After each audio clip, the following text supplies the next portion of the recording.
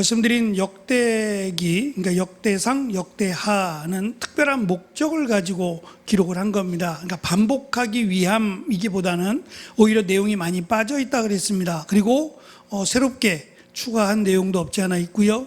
목적은 지금 포로로 끌려갔다 돌아온, 그러니까 열왕기 상하고는 이미 시간적 차이가 많이 납니다. 훨씬 뒤의 일이고, 이스라엘 백성들이 포로로 끌려갔다 돌아와서 지금 무너진 성전, 솔로몬의 성전을 바라보고 또 수르바벨 성전을 바라보고 지금 탄식하고 있고, 하나님이 우리를 떠났다고 생각을 했어요. 근데 지금 선지자를 통해서 지금 주신 이 말씀을 보면 떠난 게 아니에요. 떠났다는 얘기는 하나님의 말씀이 끊어졌다는 얘기예요. 그게 떠난 거죠. 근데 하나님의 말씀이 계속해서 선지자를 통해서 들려진다는 것은 하나님이 함께 하신다는 가장 중요한 증거입니다. 그래서 우리가 사무엘서를 읽으면서 사사기라고 하는 선지자를 세울 수 없었던 거죠. 죄악이 만연해서 사람의 소견대로 따라 행했던, 사람이 주관이 되었던 시대라고 할 수 있는 사사시대에는 선지자를 세울 수가 없었던 거예요. 그래서 사사시대라고 불려지는데, 이 사사시대가 지금 거의 끝나갈 무렵 사무엘서하고 같이 연결이 됩니다. 근데 그 사무엘서의 특징도 마찬가지로 하나님의 말씀이 희귀하여라고 하는 말씀이 등장을 해요. 이 말은 결국 하나님이 이스라엘 백성들을 버렸다는 얘기고 떠났다는 얘기예요. 문제는 그거를 깨달아야 되는 겁니다. 하나님이 말씀하지 않으신다는 거에 대해서 어떻게 하면 좋겠느냐고 선지자를 찾았어야 돼요. 근데 아무도 안 찾아요. 하나님이 말씀하지 않아요. 말씀이 희귀하여 들려지지 않음에도 불구하고 찾지 않아요. 제일 무서운 건 그거 같아요. 하나님과 멀어졌는데 그 멀어짐에 대해서 느낌이 없어요. 괜찮다, 하나님이 없으니까 오히려 더 편하다 생각할지 모르지만 결국 그것은 축복과는 정반대되는 길을 걷고 있는 겁니다. 그래서 지금 어쨌든 그들의 형편을 바라보면 참 불쌍하고 아무런 소망이 보이지 않는, 사방이 절벽 같고, 또 적들이 쳐들어오면 꼼짝없이 이제 죽임을 당해야 되는 그런 절박함 가운데 있어요. 근데 그 가운데 지금 이 역대기의 말씀을 통해서 그들에게 힘을 주고 또 그들에게 소망을 안겨주는데 목적이 있는 겁니다. 그래서 하나님께서 지금 다윗을 어떻게 훈련시키시고 어떻게 다윗에게 성전을 준비하게 하셨느냐. 사실 시작만, 하나님이 허락만 하시면 그냥 지을 수 있어요. 준비 다 했단 말입니다. 근데 하나님은 그토록 열심히 준비하고 최선을 다해서 준비했음에도 불구하고 허락하지 않으세요. 그리고 솔로몬을 통해서 이 일을 하게 하시는 거죠. 결국 강조하고자 하는 목적은 솔로몬이 지혜롭다거나 이런 것에 대한 설명보다는 그들이 가장 어쩌면 소중하게 여겼던 왕이라고 하면 다윗인데, 그 다윗을 통해서 하나님은 성전을 짓게 하셨다. 하지만 다윗은 지을 수 없었다. 문제는 그렇더라도 성전이 없는 거죠. 없더라도 지금 다윗이 앞에서 인구조사를 했어요. 이것은 교만하고 연결되어 있었고 하나님의 저주와 심판을 받았다 그랬어요. 근데 오늘 말씀에도 인구조사를 또 하죠.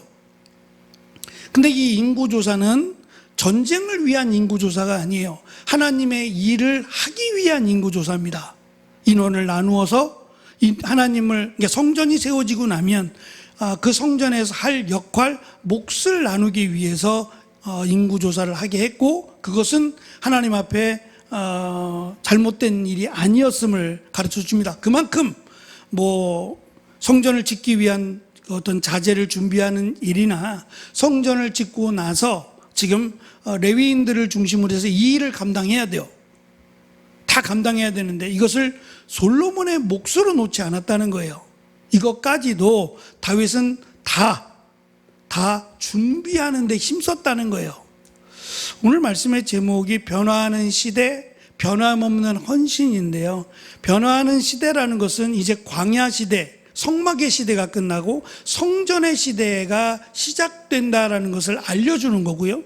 변함없는 헌신이라는 것은 이 레위인들이 사실 하나님 앞에서 나름대로 최선을 다해서 하나님의 거룩한 일을 맡아왔어요. 광야긴 하지만 그 광야에서 정말 힘들수록 더 자부심이 있었어요.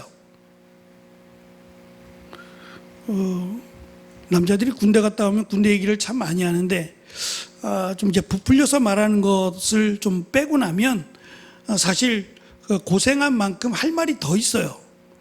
고생을 안 한 내가 있던 곳이 뭐 고생을 안 한다든지 그러면 할 말이 별로 없어요. 근데 고생을 많이 하면 그 고생한 만큼의 할 말도 있지만 자부심이 있어요. 그러니까 힘든 만큼 보람이 있는 거죠. 광야라고 하는 곳이 그런 곳이에요. 하나님이 구름이 움직이면 그냥 서둘러서 정리하고 스탑할 때까지, 구름이 멈출 때까지 계속 이동을 해야 돼요. 얼마나 힘들겠어요?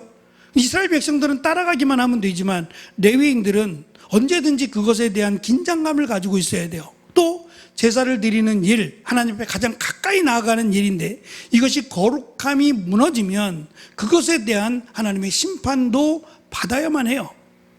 그러니까 그렇게 긴장감을 가지고 물론 그들은 하나님께서 뭐 나중에 이 약속의 땅에 들어왔을 때 땅도 주지 않아서 일 안 해도 된다라고 말할지 모르지만 이스라엘 백성들과는 달리 모든 것이 거룩함과 연결되어 있는 힘든 일들을 감당해야 돼요.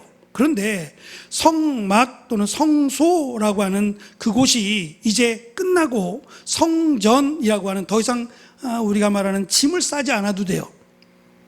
이제는 세워진 성전에서 하나님의 일을 감당해야 되는데 그 일을 할 수 있도록 지금 나누는 일을 다윗이 하고 있습니다. 그런데 지금 여기서 눈여겨봐야 될 게 뭐냐면 말씀드린 레위인들이요, 광야에서부터 그리고 지금 약속의 땅에 들어와서 지금 성전을 짓기 전 그때까지도 역시 마찬가지로 그들이 해왔던 일들인데 이 일들을 다윗이 바꾸려고 해요. 바뀔 수밖에 없죠. 보직도 바뀌어야 되고 또 여러 가지 이제 하던 일들 속에 추가하는 일들이 있을 거예요. 방이 생기게 될 것이고 이 방을 청소하고 관리하는 일, 물건을 쌓는 일, 이제는 이사 가지 않을 거니까. 그러니까 이런 일들 속에서 새롭게 추가하는 일들. 근데 어떤 면에서는 지금 하나님께서 다윗에게 이 성전의 크기나 성전을 어떻게 짓겠다라고 하는 말씀이 없었어요. 그럼에도 불구하고 다윗은 그 성전에 대해서 준비를 하고 있어요. 물론 이제 추가되는 인원들은 더 추가해서 하겠지만 그래도 정말 얼마나 하고 싶었는가, 얼마나 짓고 싶었고 얼마나 성전을 통해서 하나님 앞에 예배를 드리고 싶었을까라고 하는 마음이 느껴질 정도로 이렇게까지 안 해도 솔로몬에게 맡겨도 할 수 있지 않겠어요? 근데 다윗은 맡기는 게 아니라 하고 싶었던 거예요. 정말 성전을 짓고 싶었고 정말 하나님이 원하시는, 하나님이 기뻐하시는 일을 하고 싶었다라는 것을 느낄 수 있고, 또 한 가지는 다윗의 헌신뿐만 아니라 이 레위인들도 어느 누구 하나 지금 새롭게 일이 전가되고 다윗이 이렇게 해서 앞으로 이런 일들을 감당하라고 준비하라고 하는 모든 일에도 아무도 불평하지 않아요. 지금 자손들을 설명하면서 어디로부터 시작하냐면 모세로부터 시작을 했고 아론의 자손이라고 해서 지금 우리는 잘 모르겠지만 아론의 자손들을 다 이야기했어요. 그들 가운데는 단순한 레위인이 아니라 지도자들이 있어요. 나이도 다윗보다 훨씬 많고요. 그런데 그들이 맡았던 그들의 영역이에요. 다윗의 영역이 아니라 이들의 영역인데 어느 누구 하나 뭐 월권이라고 말하는 사람도 없고 그 일에 대해서 우리가 알아서 하겠다라고 말하는 이들이 없다는 거예요. 그것은 다윗이 그만큼 신뢰를 주었다라고 하는 말이기도 하고, 또 다윗이 자신의 어떤 욕심을 채우기 위해서 성전을 세우려고 하는 것이 아니다라고 하는 것을 직접 함께 하나님의 일을 맡았던 레위인들도 알았다는 거예요. 그래서 변화하는 시대, 이제 변화할 시대지만 변화하는 시대, 그리고 변함없는 헌신에 대해서 강조를 하므로 하나님께서 원하시는 것은 처음부터 성전을 짓고 하나님이 원하시는 일이 시작된 것이 아니라 그 과정, 준비하는 과정도 하나님이 보시고 기뻐하신다라고 하는 것을 지금 이들에게 가르쳐 주므로 아무것도 없어도 성전을 지을 수 있는 뭐 도구도 없고 아무것도 준비된 게 없을지라도 이제 시작되는 그 과정 속에서 하나님이 원하시는 것을 찾으라고 하는 그런 권면을 담고 있다라고 보시면 좋을 것 같습니다. 오늘 나눠드린 페이퍼를 보면서 조금 더 설명을 드리겠습니다. 우리가 읽은 23장은 성전 건축 준비를 마친 다윗이 1절에 보면 나이가 많이 들어라고 설명하는데 이 표현은 죽음을 앞두다는 얘기예요. 이 내용은 우리가 사무엘하에서도 확인된 내용입니다. 그가 나이가 들어서 어떻다, 뭐 몸이 어떻고 뭐 이런 얘기들은 전혀 없어요. 그냥 때가 되어서 그가 죽을 때가 가까이 왔다라는 정도만 간략하게 설명을 하고 넘어갑니다. 그리고 솔로몬을 왕으로 세우게 되죠. 공식적으로 선언을 합니다. 장차 세워질 성전에서 섬길 레위 사람들의 역할과 조직을 개편하는 일종의 종교개혁을 단행하는 장면이 기록됩니다. 광야 시대의 끝, 광야가 아닙니다. 지금 이들이 있는 곳은 광야가 아닙니다. 젖과 꿀이 흐르는 땅에 들어왔어요. 하지만 여전히 성소를 바라보면 광야 시대의 연장으로밖에 볼 수 없어요. 그래서 광야 시대의 끝과 성전 시대의 시작이라고 하는 거대한 변화 앞에서 예배의 직무가 어떻게 새롭게 정립이 되는지를 살펴봅니다. 먼저 1절부터 5절은 성전 건축을 위한 물적 준비를 22장에서 끝냈고 이제 인적 자원을 위한 정비를 위해서 레위 사람들의 인구 조사를 하라고 명령합니다. 이것은 말씀드린 것처럼 앞에서 21장에서 인구조사를 교만으로 연결을 했고 이것으로 인해 하나님의 심판을 받은 것과는 대조적으로 23장의 인구조사는 하나님이 원하시는 성전 예배를 온전히 준비하기 위한 정당하고 거룩한 조사라고 설명할 수 있습니다. 그래서 중요한 것은 똑같은 인구조사인데 뭐가 다르냐?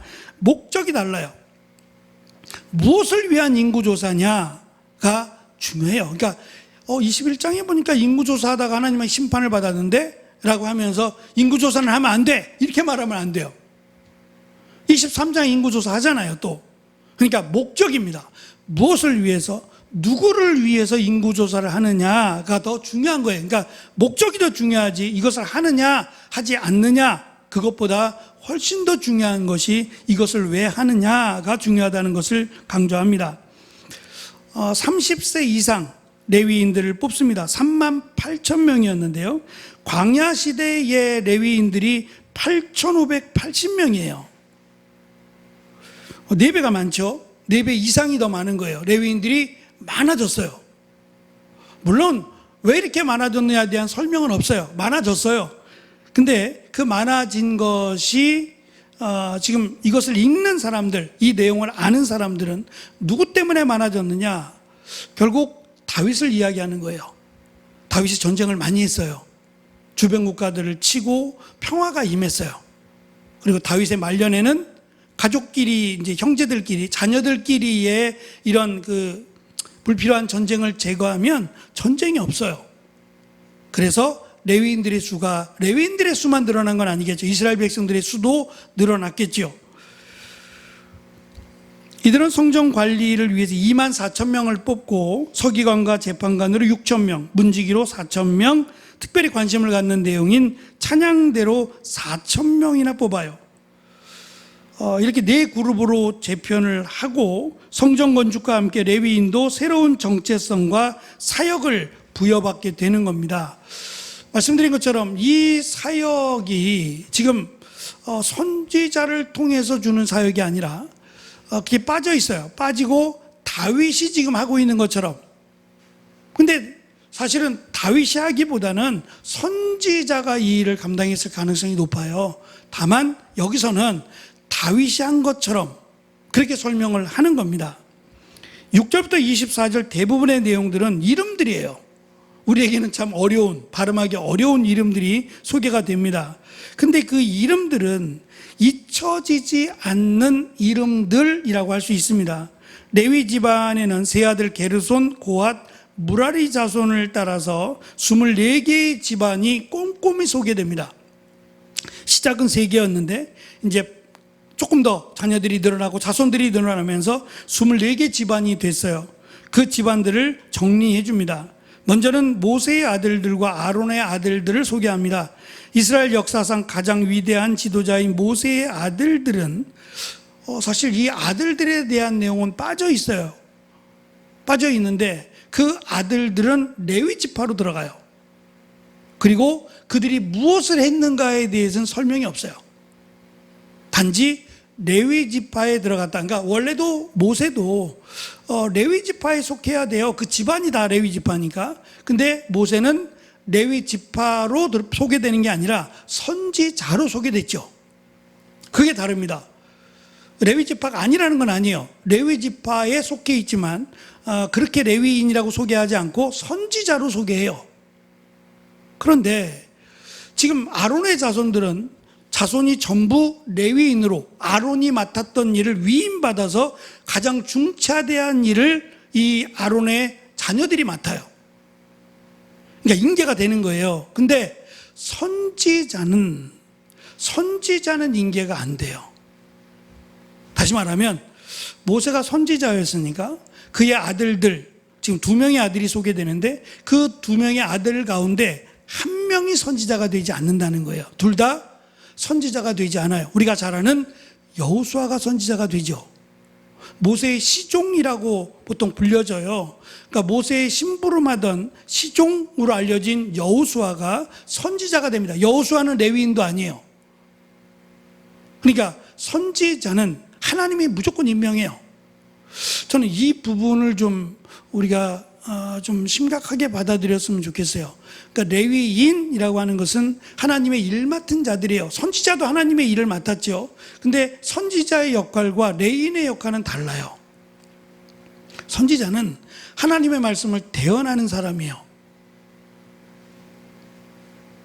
근데 레위인은 하나님의 일을 하나님의 일과 관련된 일을 수행하는 사람들이죠. 그래서 저는 이 부분이 사실 좀 어떤 면에서 제가 이제 이야기를 듣다 보면 한국 사람들은 이 혈연, 지연, 학연 이런 부분에 내 사람이라고 생각해서 그런가요?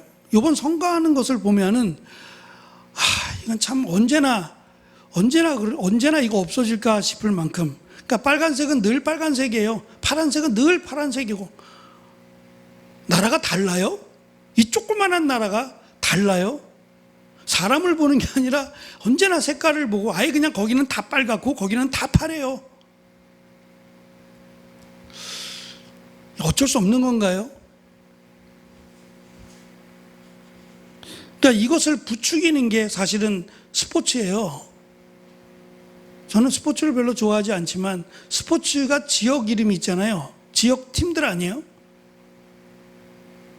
그러니까 결국은 지역을 부추기는 거예요. 제가 한번 부산 갔다가, 부산에 오래된 일이죠. 부산에 연구소에 있을 때 세미나를 갔다가 그때 이제 마침 야구 중계를 하고 있는데 롯데하고 삼성하고 야구를 하고 있는데 저는 뭐 롯데고 삼성이고 몰라요.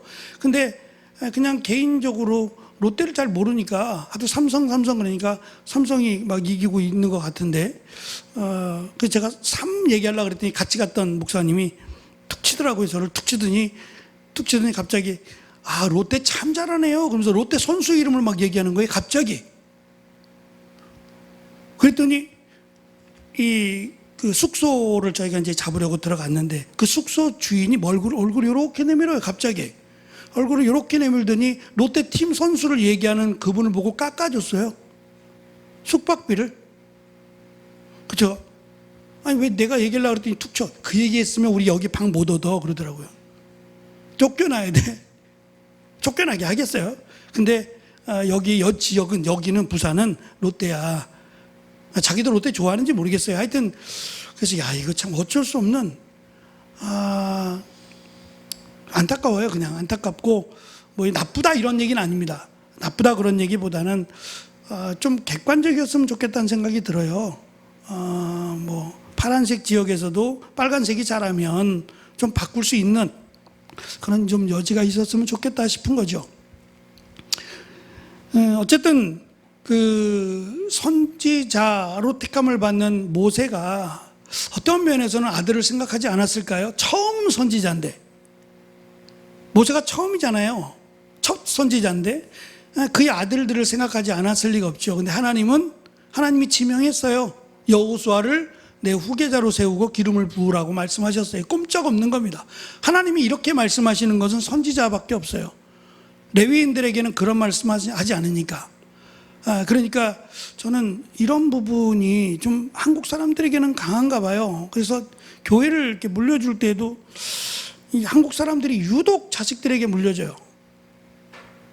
교회는 물론 목사님이 수고했어요. 수고 안 했다는 건 아니에요. 개척해서부터 시작해서 헌신하고 수고했어요. 그럼 거기에 대한 건 하나님의 은혜를 주시지 않을까요? 은혜를 주신 거 아니에요? 내가 했다고 말하면 은혜 다 받은 거잖아요. 이미 하늘의 상을 받은 거죠. 그렇게 말하면. 그러니까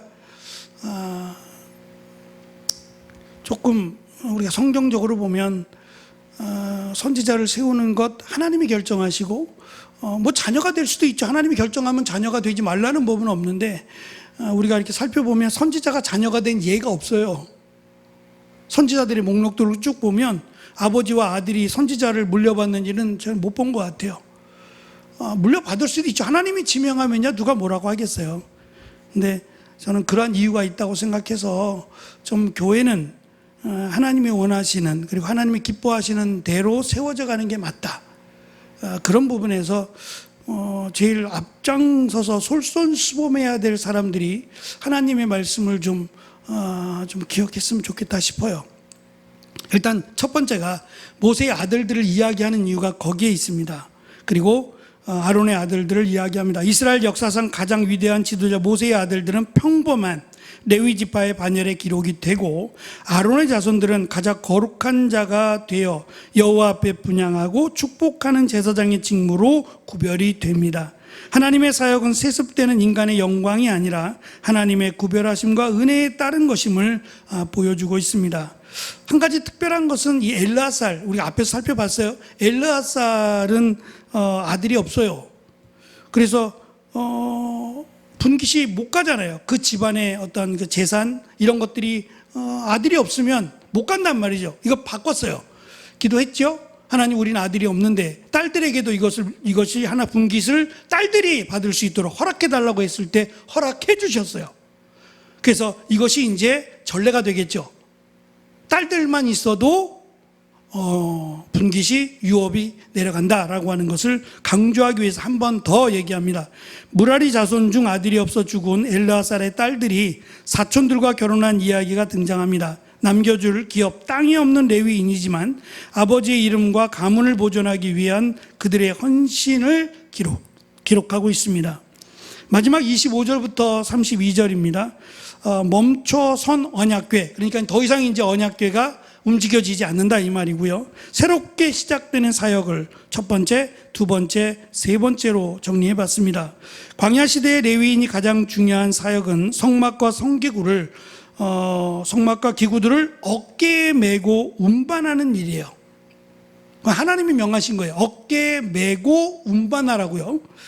그러나 이제 하나님께서 성전을 허락하셨기 때문에 더 이상 언약궤는 이동하지 않아도 됩니다. 그래서 새로운 사역이 시작될 것을 다윗이 준비하고 있습니다. 첫 번째는 성전 관리와 성결에 대한 문제입니다. 문지기들을 중심으로 여호와의 성전 뜰, 방을 관리하고 모든 성물을 정결하게 하는 일을 맡는다는 거고요. 두 번째, 제사장을 보조하는 사람들입니다. 진설병과 소재물, 밀가루, 과자 등을 굽고, 여기 과자는 우리가 생각하는 과자가 아니라 진설병으로 소개되는 빵이 아니라 이것은 과자 종류라서 이렇게 과자로 설명합니다. 굽고 반죽하며 저울을 다는 등 제사를 위해 필요한 보이지 않는 굳은 일들을 이들이 감당합니다. 세 번째, 매일의 감사와 찬송하는 일입니다. 아침과 저녁으로 여호와 앞에 서서 찬양하는 4,000명, 안식일과 절기마다 번제를 드릴 때 찬송으로 돕는 사역, 이는 광야 시대에는 없었던 새로운 형태의 예배 직무라고 할 수 있어요. 말씀드린 것처럼 이것은 다윗의 그 주관적인 생각이 아닐 겁니다.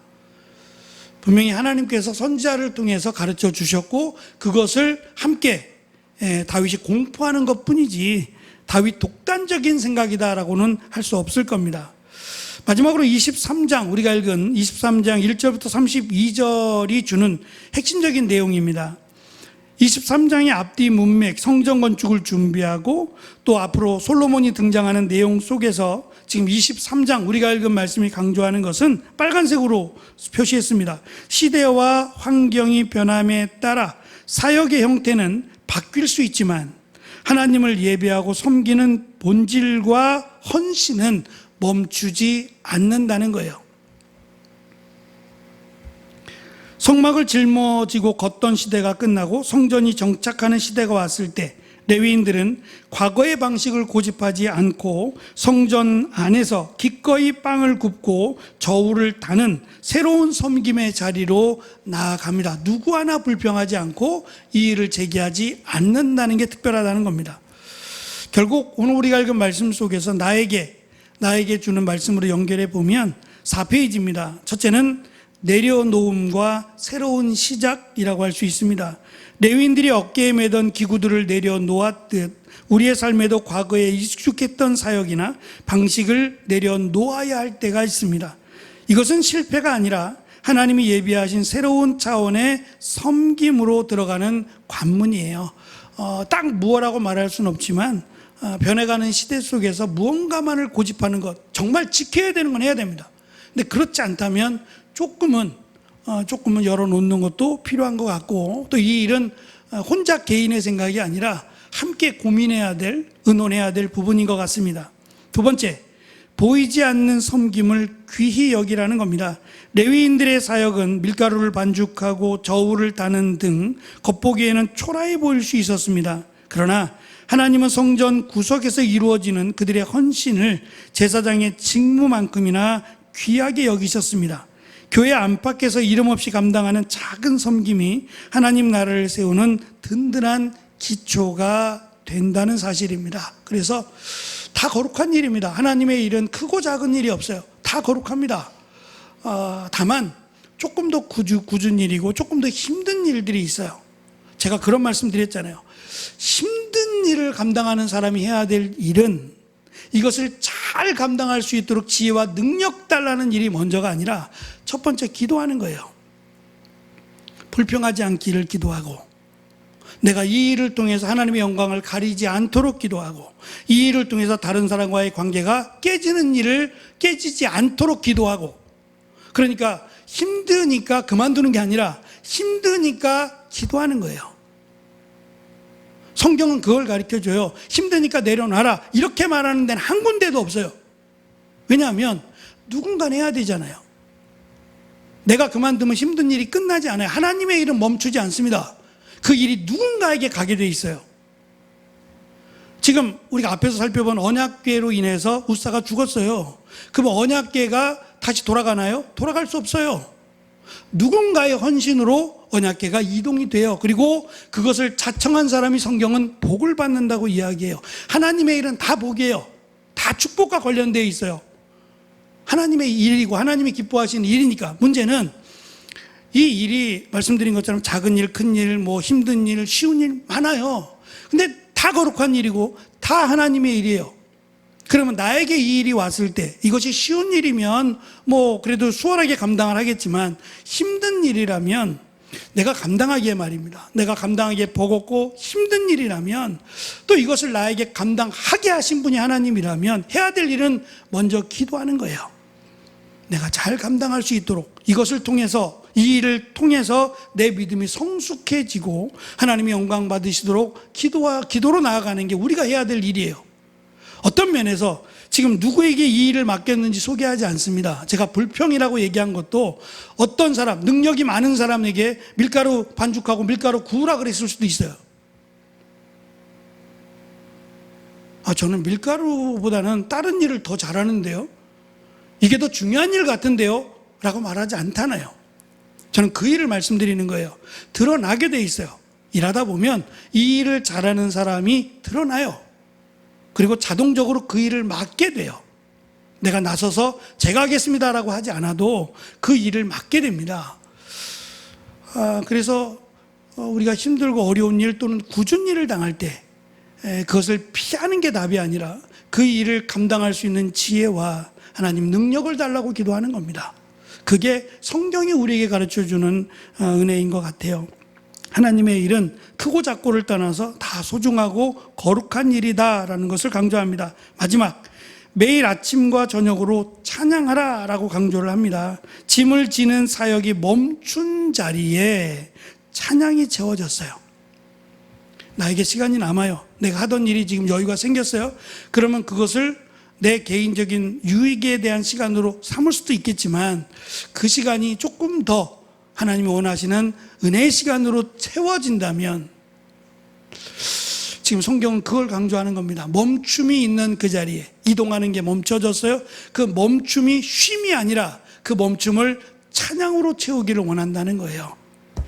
우리의 인생이 더 이상 무거운 율법의 짐을 지지 않고 예수 그리스도 안에서 안식을 얻었다면 우리의 입술에는 매일 아침 저녁으로 감사와 찬양이 넘쳐나야 돼요. 결국 이것이 우리를 지탱하는 힘이 됩니다.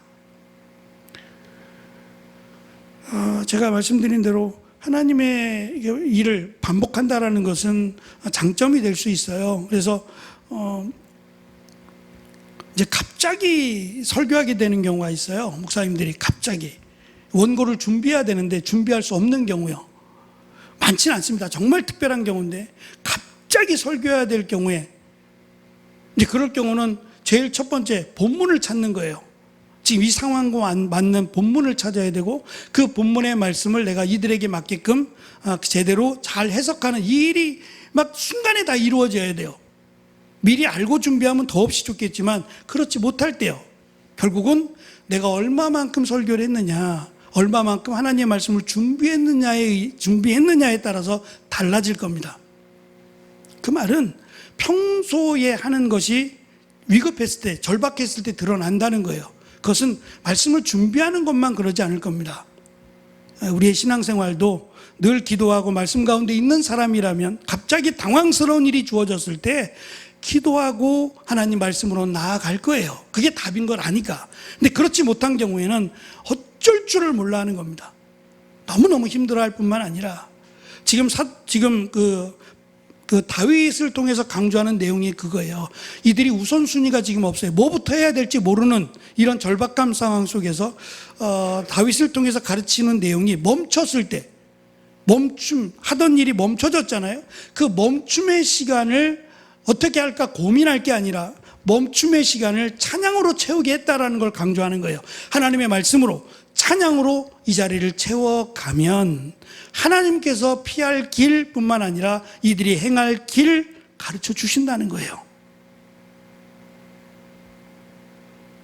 그래서 단순한 이들에게만 지금 이 말씀을 들어야 할 포로에서 돌아온 절박한 상황 속에 있는 이들뿐만 아니라 지금 이 시대를 살아가고 있는 우리에게도 약간 멈춤의 자리가 생겼을 때 그 자리가 그냥 비어버리는 시간이 아니라 말씀과 기도의 시간이 될 수 있도록, 그리고 그 시간을 통해서 오히려 하나님과 더 가까워지는 은혜가 되기를 지금 이 말씀을 통해서 우리에게 강조하고 있습니다. 이런 은혜가 우리 가운데, 우리 교회 가운데 함께하기를 축원합니다. 기도하겠습니다.